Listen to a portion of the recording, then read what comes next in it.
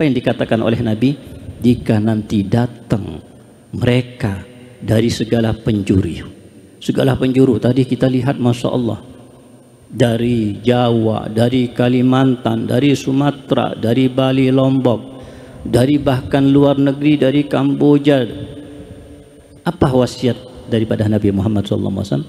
Jika mereka datang kepada kalian dan mereka tujuannya adalah mencari ilmu agama, maka aku wasiatkan kepada kalian, perlakukan mereka dengan baik.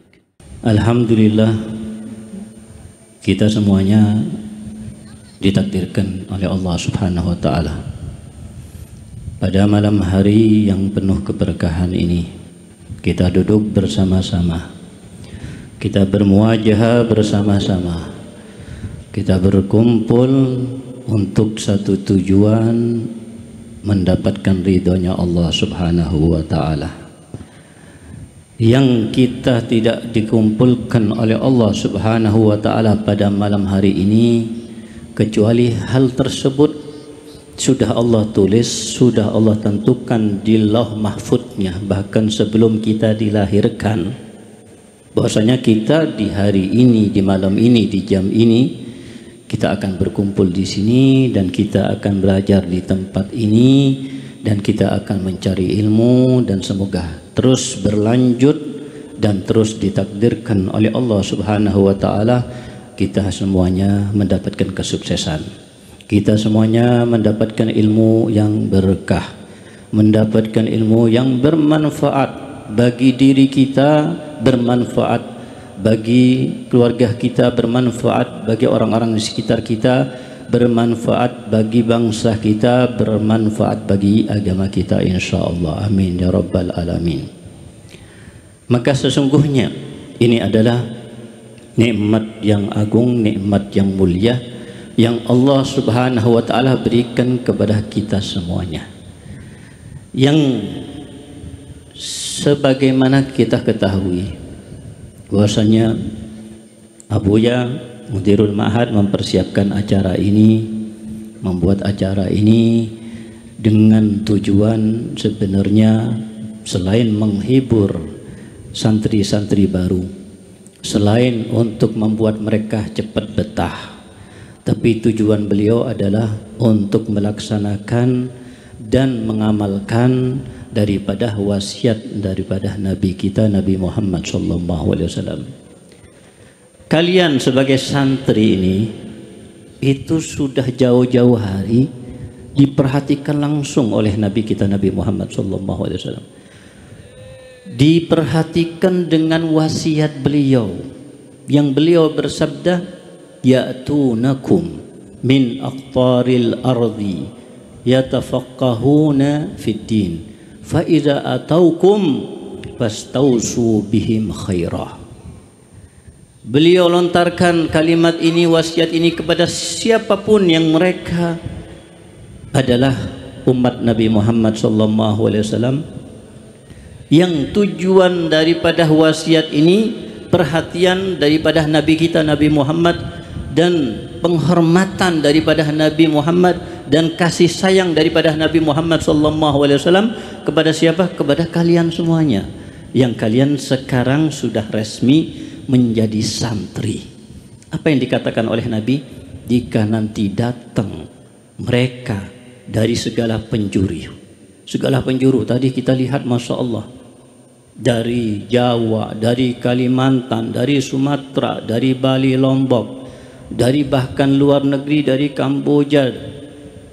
Apa wasiat daripada Nabi Muhammad SAW?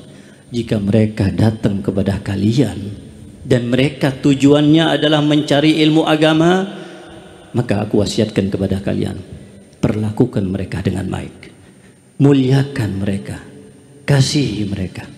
Bagaimana kita, kalian semuanya disayang, dicinta, dihormati, dianggap sebagai anak sendiri oleh Nabi Muhammad SAW. Bahkan kasih sayang beliau kepada umatnya, kasih sayang beliau kepada kalian khususnya santri-santri lebih besar jauh daripada kasih sayang orang tua kalian kepada kalian sendiri.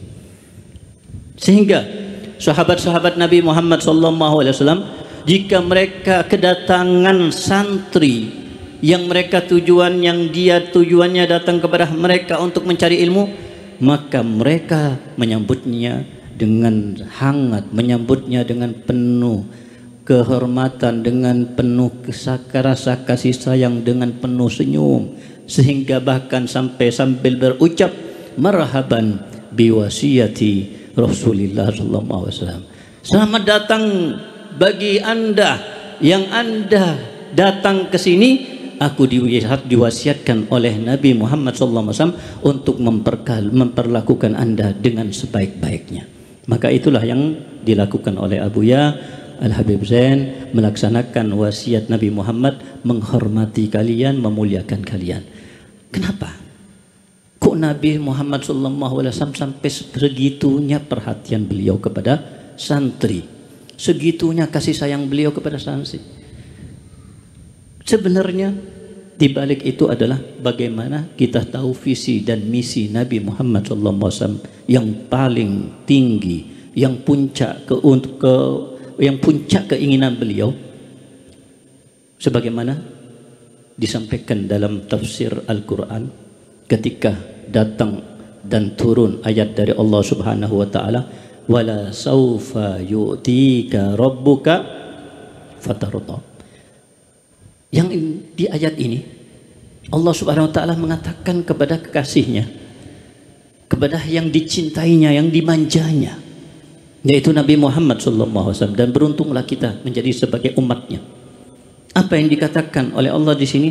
Mintalah wahai Muhammad apa yang kalian mintalah apa aja, apa yang Anda inginkan wahai Muhammad, apa yang Anda cita-citakan.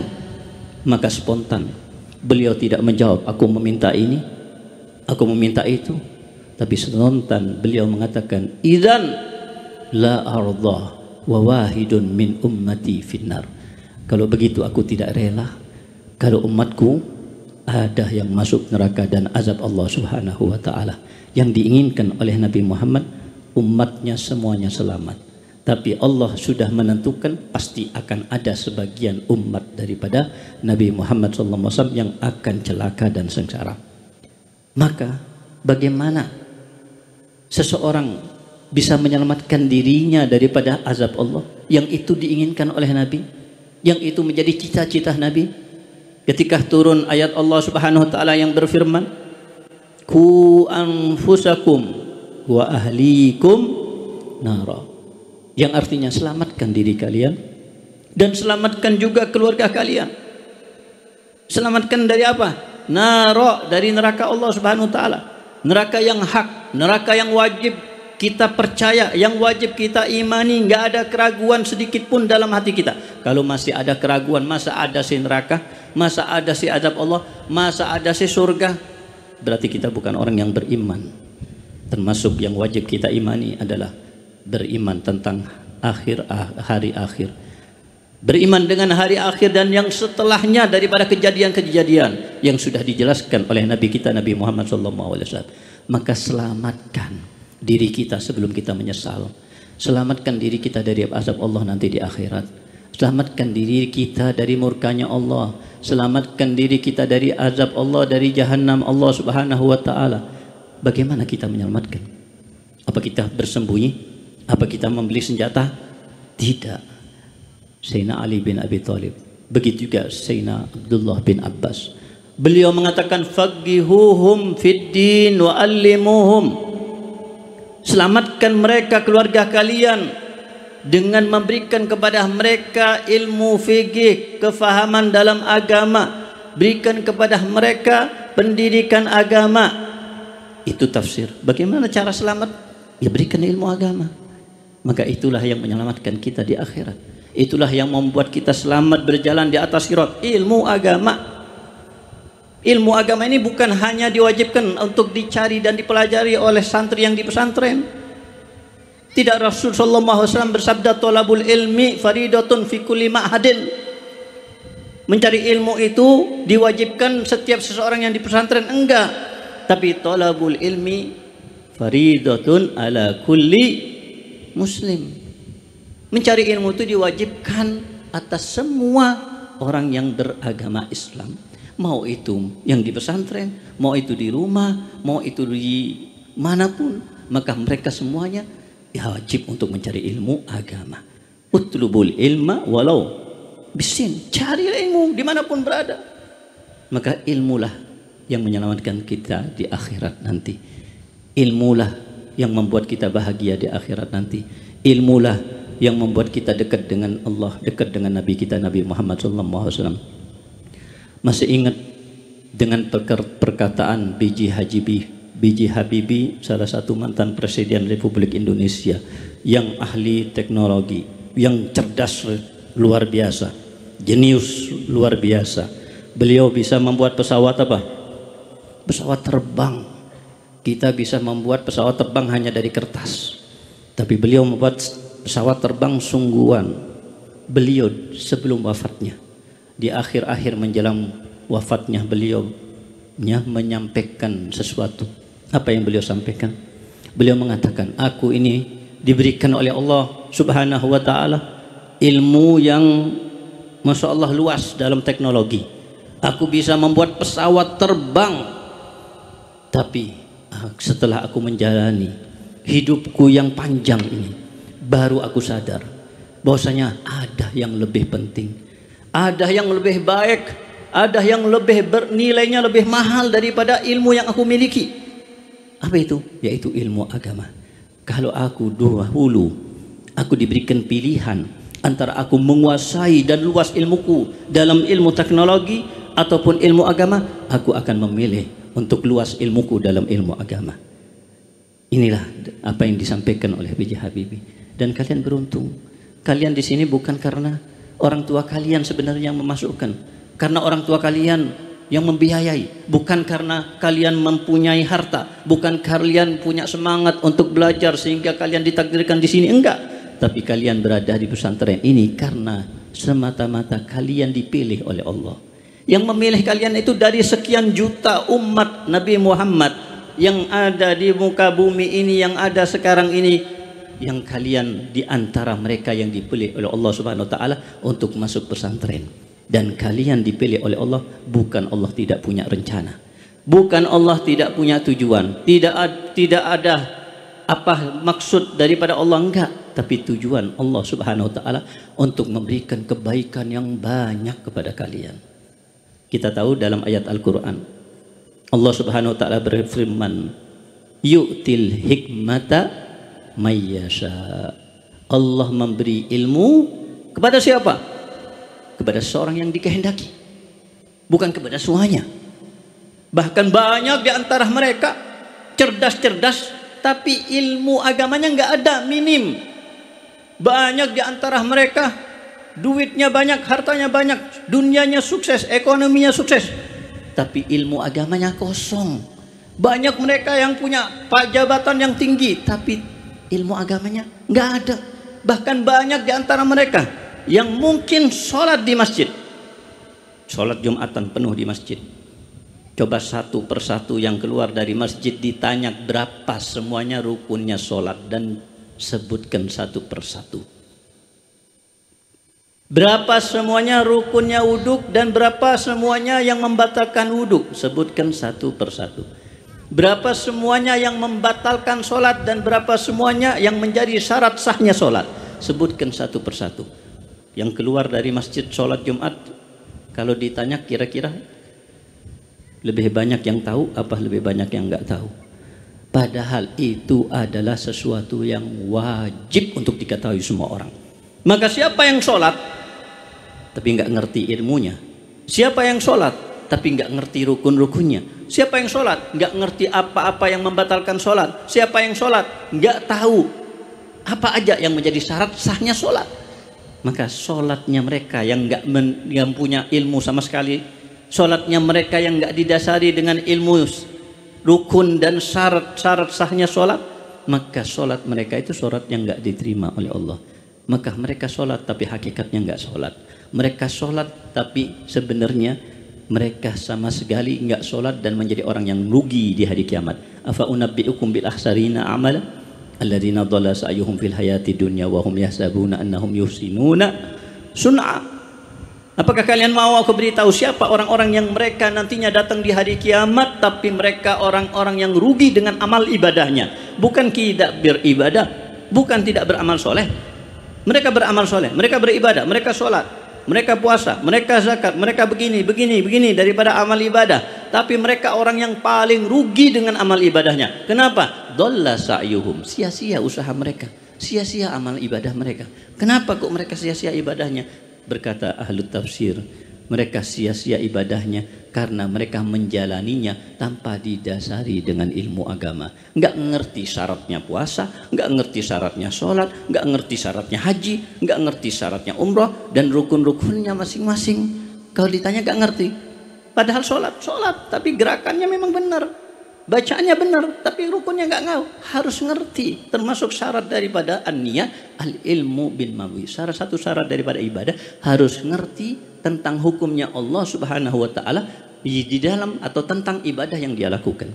Wa kullu man bi ghairi ilmin ya'malu a'maluhu mardudatun la tuqbalu. Maka tidak heran Allah Subhanahu wa taala berfirman, wa man yu'tal hikmata faqad utiya khairan katsiran. Maka barang siapa yang diberikan oleh Allah, ditakdirkan oleh Allah Subhanahu wa taala mendapatkan bagian daripada ilmu agama, maka dia berarti diberikan oleh Allah kebaikan yang katsira, yang banyak. Berarti Allah menakdirkan kalian di sini karena Allah ingin memberikan kepada kalian kebaikan yang sangat banyak. Nggak usah mikirin masa depan tentang dunia kalian. Bagaimana nanti anak kerja, bagaimana nanti anak makan, bagaimana anak punya bisa memberikan nafkah kepada keluarga, bagaimana anak bisa beli rumah, bagaimana. Urusan dunia yang jangan dipikirin. Allah yang akan menjamin urusan dunia kalian dengan lisan Nabi kita Nabi Muhammad SAW. Apa yang dikatakan oleh Nabi kita Nabi Muhammad SAW yang kata-kata beliau, yang sabda beliau nggak akan salah sama sekali. Harus kita yakin nggak akan salah sabda Nabi Muhammad apapun yang dikatakan oleh beliau. Innallaha takaffala li talibil ilmi birizqih. Sesungguhnya Allah Subhanahu wa taala memberikan jaminan khusus kepada santri yang cari ilmu agama birizqihi, dalam urusan rizkinya. Nggak perlu khawatir urusan rizki. Nggak ada ustadz yang lapar, nggak ada ustadz yang melarat. Dijamin sama Allah. Yang penting akhlis fin niyah, niatkan dengan niat yang baik. Untuk apa belajar di pesantren ini? Untuk apa mencari ilmu agama? Pertama, kita di sini melaksanakan perintah Allah. Siapa yang nggak mencari ilmu agama, maka dia berdosa. Semua wajib mencari ilmu agama. Kita nggak harus nantinya kita harus menjadi ustadz, enggak. Kita nggak harus nantinya menjadi ulama, enggak. Mau apapun profesi kita, mau apapun jabatan kita, status kita, boleh. Tapi apapun statusnya, profesinya, tapi harus mendapatkan bagian daripada ilmu agama yang diwajibkan oleh Allah Subhanahu wa taala. Gambarannya itu seperti nasi. Kita kalau nggak makan nasi nggak kenyang. Walaupun makan buah sebanyak apapun, kalau nggak makan nasi nggak kenyang. Apalagi orang Indonesia, betul kan? Nah, kita makan nasi, ada lauknya enggak? Ada. Apa lauknya? Lauknya apa? Ya macam-macam, ganti-ganti. Kadang tempe, kadang tahu, kadang telur, kadang daging, kadang ayam dan seterusnya. Tapi tetap makannya nasi. Maka itulah gambaran daripada kehidupan atau manusia, keadaan manusia. Mau kita menjadi apapun, tapi tetap kita butuh kepada ilmu agama. Mau jadi polisi, mau jadi tentara, mau jadi pengusaha, menjadi politikus, mau jadi ustadz, semuanya butuh kepada ilmu agama. Dan itulah kunci untuk selamat dunia dan akhirat. Maka beruntunglah kalian. Kalian harus bergembira. Kalian yang sekarang ini masih baru-baru, mungkin kalian hari pertama, kedua, ketiga, mungkin bahkan sampai 1 minggu, mungkin bahkan sampai 1 bulan sedih. Ustadz sendiri waktu belajar mondok di Madinah 1 bulan, nangis tiap malam, sedih, ingat orang tua. Tapi alhamdulillah ya, setelah 1 bulan hilang kesedihan, betah jadinya. Bahkan pulang dari Madinah bukan keinginan sendiri, keinginannya masih ingin 10 tahun lebih, tapi Allah takdirkan lain. Abuya wafat, ya, kemudian ya penggantinya Abu Yazan, dan masih ada Ibu Hubabah Khadijah. Mereka meminta kepada Al-Fakir untuk pulang membantu pesantren, dan kemudian ya Al-Fakir sampaikan kepada Habib Zain, dan kemudian Habib Zain menganjurkan juga untuk pulang. Hanya 4 tahun, niatnya 10 tahun lebih. Tapi alhamdulillah, awalnya nggak betah, nangis terus.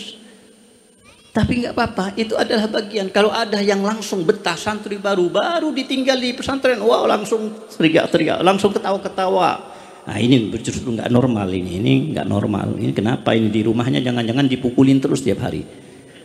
Nah, kalau kalian nggak betah itu normal. Ngelihat wajah-wajah baru kan, teman-teman kalian, ada yang dari Lombok, Bali, Sumatera, Kalimantan, dengan watak masing-masing, dengan sifat masing-masing yang berbeda, dengan bahasa yang berbeda, dengan tempat yang baru, semua lingkungan baru, makanan yang baru, jadwal juga sehari-hari yang baru. Pasti butuh adaptasi, dan itu butuh kesabaran. Harus sabar. Ya, mencari kesuksesan butuh pengorbanan. Pengorbanannya butuh perjuangan. Harus berjuang. Kita masing-masing berjuang. Kalian sebagai santri berjuang dalam mencari ilmu. Jangan sampai tidak hadir pelajaran, tidak mau menghafal. Berjuang menghafal, berjuang untuk hadir tepat waktu. Kalau kalian tidak hadir tepat waktu, nanti dipukul, nanti telat berjamaah dipukul. Sehingga kalian harus dituntut disiplin.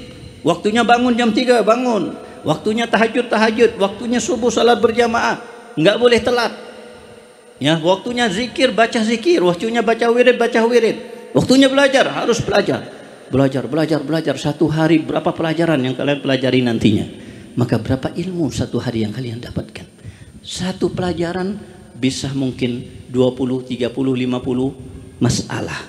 Belum pelajaran yang lain dari ustadz yang lain, dari guru-guru. Maka itu semuanya harus istiqomah untuk dihadiri. Dan rajin-rajinlah dalam belajar, rajin mencatat, rajin bertanya, rajin untuk berdiskusi dengan teman kalian, murojaah bareng. Itu semuanya kunci kesuksesan. Tidak semuanya di pesantren nantinya semuanya sukses. Nanti mungkin ada santri yang gagal. Kenapa gagal? Karena nggak males-malesan, karena nggak ada niat, karena ngikuti hawa nafsu, karena ngikuti mungkin kawannya yang nakal. Jangan sampai kalian gagal. Jadilah kalian santri yang sukses. Niatkan untuk di pesantren sampai lulus. Jangan niat setahun, 2 tahun, 3 tahun. Niatkan sampai lulus supaya kokoh, supaya betul-betul mantap dan cukup. Kemudian kalian mau jadi apa setelahnya terserah kalian. Mau jadi dokter pun terserah kalian. Tapi ilmu harus mantap terlebih dahulu. Maka setiap ada ilmu yang kalian dengar, catat dari siapapun itu, dari ustadz ke ustadz. Maka kalian nanti, sekarang kalian datang ke sini dalam keadaan masih sedikit dan sangat minim ilmu agamanya. Nanti setelah kalian lulus, kalian keluar jadi ustadz. Jadi kalian jadi orang yang ngerti Allah, ngerti kenal siapa Rasulullah SAW, menjadi bahkan pembimbing umat, mengayomi umat. Guru-guru kalian sekarang yang kalian lihat di atas kursi, yang duduk di atas kursi, apakah mereka semuanya dahulunya dari lahir mereka ulama, mereka jadi ustadz? Enggak. Dulunya mereka sama seperti kalian, lahir dalam keadaan apa? Bodoh. Enggak ada orang lahir dalam keadaan langsung hafal Quran, hafal matan, enggak. Semuanya lahir dalam keadaan kosong, enggak ada apa-apanya hatinya, enggak ada ilmu sama sekali. Kok bisa? Oh, ini jadi ulama, ini jadi ulama. Guru-guru kita semuanya jadi orang yang berilmu. Kenapa? Karena belajar. Guru-guru kalian sekarang ini belajar. Mereka belajar sama siapa? Sama guru-guru mereka. Guru-guru mereka apa langsung jadi ulama? Enggak. Dulunya mereka juga belajar. Terus sebelumnya, guru-guru sebelumnya terus belajar sampai kepada Nabi Muhammad SAW. Maka sahabat-sahabat Nabi itu belajar dengan siapa? Sahabat-sahabat Nabi belajar dengan Nabi Muhammad SAW, belajar di majelis Nabi, diajarkan oleh Nabi ilmu agama terus sehingga mereka menjadi ulama, menjadi asatid, mereka menjadi manusia yang membimbing umat Nabi Muhammad. Itulah yang kalian nanti insya Allah menjadi seperti mereka, meneruskan perjuangan daripada perjuangan Nabi Muhammad SAW, menyebarkan ilmu yang sudah diajarkan oleh guru-guru kalian kepada orang lain. apapun status kalian, ajarkan ilmu itu nantinya kepada umat Nabi Muhammad. Karena ketahuilah, satu ilmu, satu nasihat yang kalian berikan nantinya kepada orang lain, jika diterima oleh Allah dan menjadi sebab kebaikan untuk orang lain, maka itu pahalanya seperti sedekah dengan mobil yang paling mewah, paling mahal. Berapa? Ratus juta? Mungkin bukan ratus juta lagi, tapi M, ya, 5M, 7M, paling mahal. Setiap ilmu yang kalian berikan kepada orang lain, jika diterima oleh Allah menjadi sebab kebaikan, maka itu akan menjadi pahala sedekah seperti sedekah orang dengan mobil yang paling mahal. Jadi kalau itu satu ilmu, berapa ilmu yang diberikan kepada orang lain nantinya?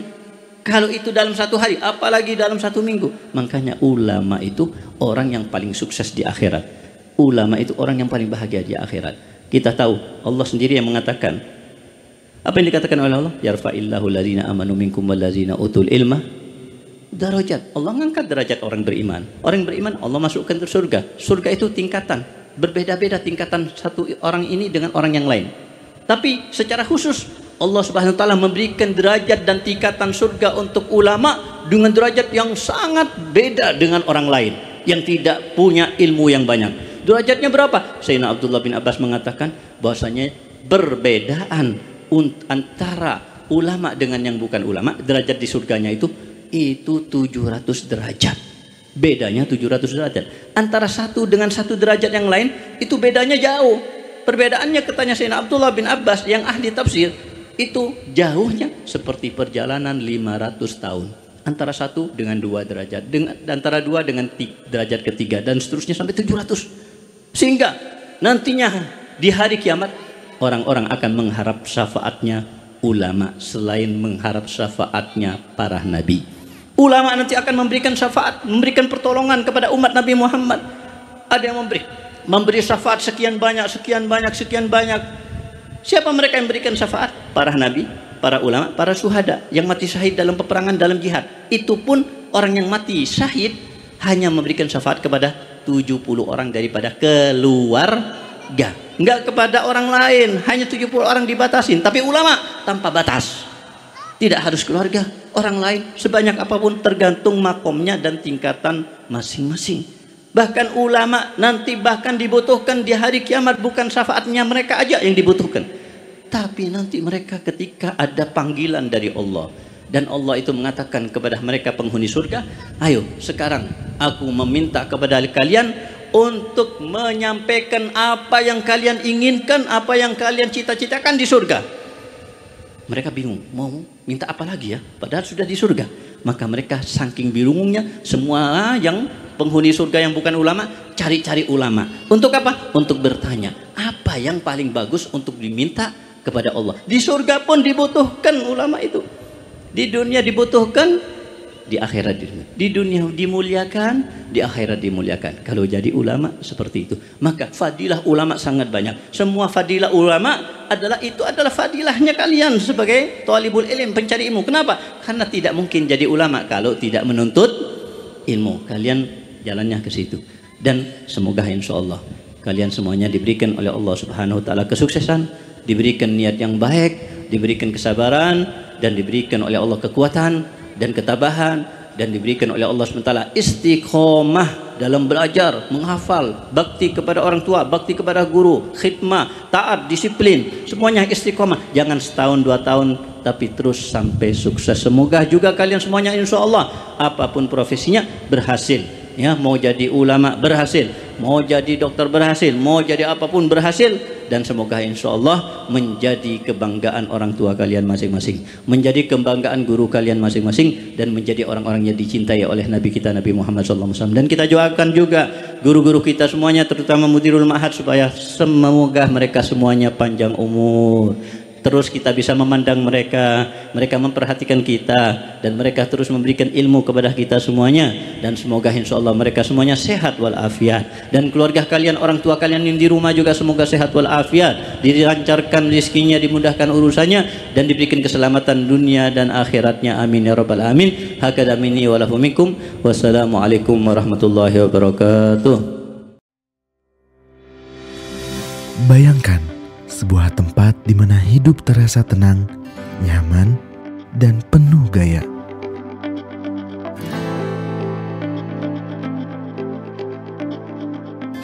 Dirancang untuk masa depan, setiap detail kami pikirkan demi kenyamanan dan keamanan Anda.